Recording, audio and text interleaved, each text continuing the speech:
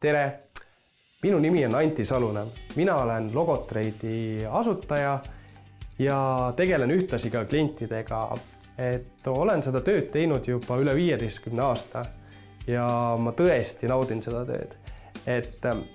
Reklaamkingitustega tegelemine ei tähenda seda, et sa tegeled ainult sellise nänniga, mida pandakse kuhugi kõrvale või visatakse ära. Mina pean seda isiklikult rohkem selliseks loovaks tööks ja teiseks ma pean siin, nänniga tegelemist selliseks mõnes mõttes ka maailma muutmiseks.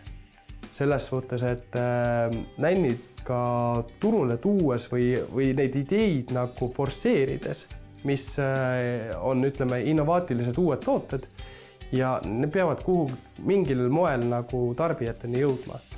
Ja reklaamkingitused on üks selline kanal, kus siis need kõige uuemad ideed nagu jõuavad tarbijateni. Sest et siiamaani enamus brände soovib, et nad saaksid kõige uuemad, paremad, praktilisemad, võib-olla loodussõbralikumad, tehnoloogiliselt uudistooted viia siis oma logoga oma klientidele või siis töötajatele. Ja sellest tulenevalt on see hästi põnev, mida me teeme ja ma pean ennast pigem nagu selliseks maailma muutjaks, mitte kui lihtsalt tavaliseks nännimüüjaks.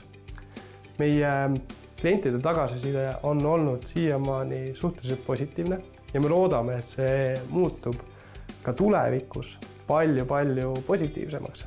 Me töötame selle nimel iga päev, et see oleks parem.